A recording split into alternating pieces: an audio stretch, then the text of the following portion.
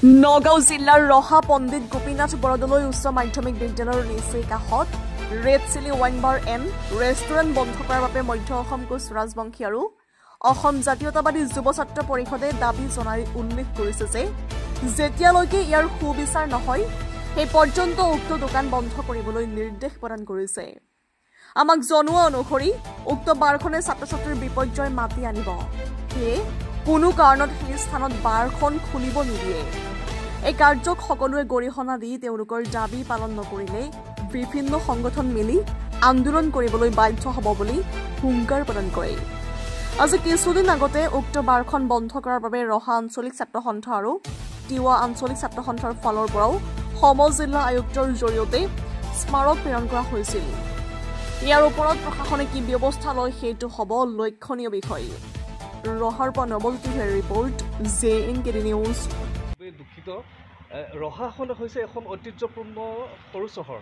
ইয়াতে পণ্ডিত গোপীনাথ বৰদলৈৰ দৰে পুৰোধা ব্যক্তিৰ জন্ম হৈছে। তেওঁলোকৰ নেতৃত্বত ৰহাখনত বিভিন্ন ধৰণৰ কাম কাজ ইতিমধ্যে হৈ গৈছে। তো এনেকুৱা এখন ঠাইত তাতো পণ্ডিত গোপীনাথ বৰদলৈদেৱৰ স্মৃতিত নিৰ্মাণ কৰা প্ৰতিষ্ঠা কৰা এখন বিদ্যালয়ৰ নিচেই কাষতে এই বহি খাব পৰা এখন ৱাইন বাৰ খোলা আমি প্ৰত্যক্ষ কৰিলোঁ আৰু ইয়াত আমি ধিক্কাৰ জনাইছোঁ। এই কামত কেতিয়াও হ'ব নিদিওঁ।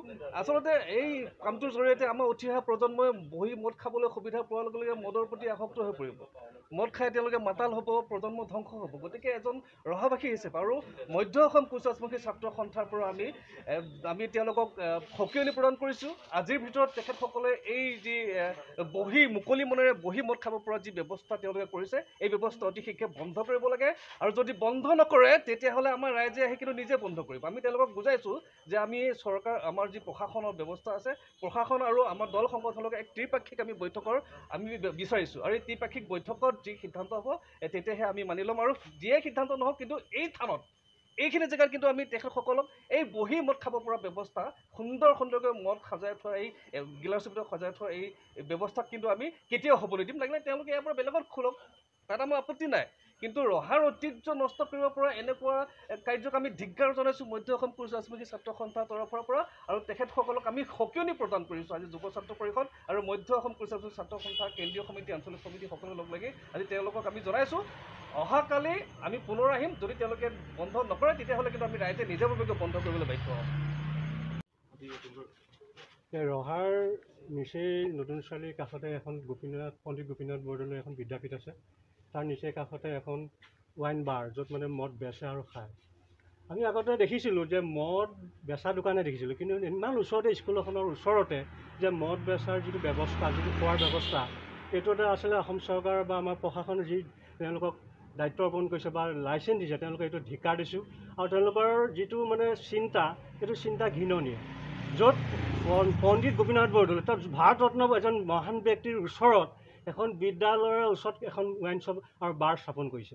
আৰু ল'ৰা ছোৱালীবিলাকে মদ খোৱাটো দেখি যাব, এইবিলাক মদৰ বটল চাহ, এইটো কম লজ্জাৰ বিষয়। আমি এতিয়া ধিক্কাৰ দিছোঁ আৰু আমি প্ৰশাসনকো আমি কালি স্মাৰক পত্ৰ দিছোঁ। আমি যেতিয়ালৈকে প্ৰশাসনে ইয়াত কোনো ধৰণৰ হেৰি নিদিয়ে, আমি তেওঁলোকক এই ৱাইন শ্বপৰ মালিকক আমি কৈছোঁ যে এখন বন্ধ কৰি ৰাখক। যেতিয়া প্ৰশাসনে আমাৰ লগত যোগাযোগ ব্যৱস্থাৰ যিটো আলোচনা প্ৰক্ৰিয়া হ'ব, তাত যদি কিবা ব্যৱস্থা হয় তেতিয়া আমি তেওঁলোকক খুলিবলৈ আমি কৈছোঁ, কিন্তু তাৰ আগত বন্ধ কৰি থ'ব লাগিব। ৰহা পণ্ডিত গোপীনাথ বৰদলৈ বিদ্যাপীঠৰ নিচেই কাষতে যি ৱাইন আৰু বাৰ স্থাপন কৰা আমি দেখা পাইছোঁ, তাক আমি অসম জাতীয়তাবাদী যুৱ ছাত্ৰ পৰিষদৰ তৰফৰ পৰা ধিক্কাৰ দিছোঁ আৰু গৰিহণা দিছোঁ। কাৰ ছত্ৰছায়াত, কাৰ আশীৰ্বাদত এই ৱাইন শ্বপ আৰু বাৰখন গঢ় লৈ উঠিলে? আমাৰ এটা প্ৰশ্ন হৈছে।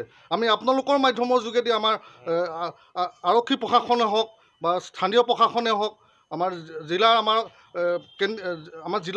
নগাঁও জিলাৰ যি আয়ুক্ত মহোদয় আছে, আমি তেখেতকো আমি এই সিদ্ধান্তৰ ওপৰত এটা দৃষ্টিগোচৰ কৰিব দিছোঁ আৰু তেওঁলোক এটা পদক্ষেপ ল'বৰ কাৰণে আমি অসম জাতীয়তাবাদী যুৱ ছাত্ৰ পৰিষদ তৰফৰ পৰা আমি দাবী জনাইছোঁ।